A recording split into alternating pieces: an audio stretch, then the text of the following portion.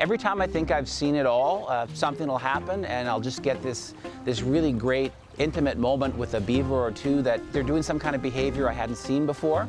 Just trying to get that next great shot, that next great moment.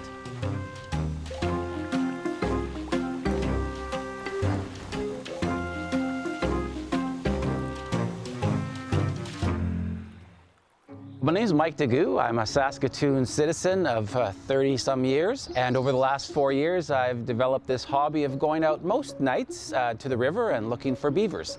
And then when I find them, I follow them for the evening, I take photos and videos of them, and I share them on the internet with anyone else who'd be interested in seeing beaver content. It started off as a pandemic hobby, actually. It was the first week of lockdown. We were going a little stir crazy, and my wife suggested maybe it would be good for both of us if I had a reason to get out of the house for a little while. So I went for a walk by the river, and I saw a beaver, and I decided to follow it. And I followed it until dusk and found a lodge with a whole bunch of beavers in. Ever since then, it's been a very regular hobby of mine to go beaver watching. I love just being outdoors. There's a lot of people who are regulars by the river, and over the 4 years I've been doing this, I've made a lot of new friends, some by name, some just by sight. They know what I'm doing. They always wave and ask how the beavers are, and so there's a real social element to it. Well, I'm not a photographer. It was kind of the running joke in the family that I should never hold the camera because I couldn't frame a picture. I would cut people's heads off. So I don't consider myself a photographer, but you know, I can take 500 photos in an hour out here, just click, click, click. And as long as 3 or 4 of them look really good when I put them on the computer, I share those and people think, wow, you take such great photos. And they just don't see the 496 in my delete box. I do love the fact that when I post these interesting things, I hear from people saying, this was so great, I love that you posted that. And so that really keeps me hyped to keep going back, trying to get that next really cool shot.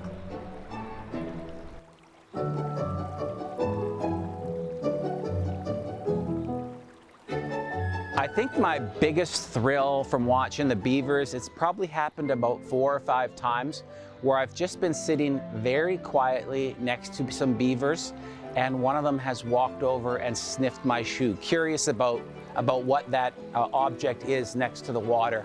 Obviously, I sit really, really still because it's a wild animal. I don't want to startle them, but to have a wild beaver crawl up to you and sniff your shoe, that was pretty special. Those are moments I'll never forget. It's just a wonderful place to spend time. The trails, the nature, the people. You just never know what you're going to see.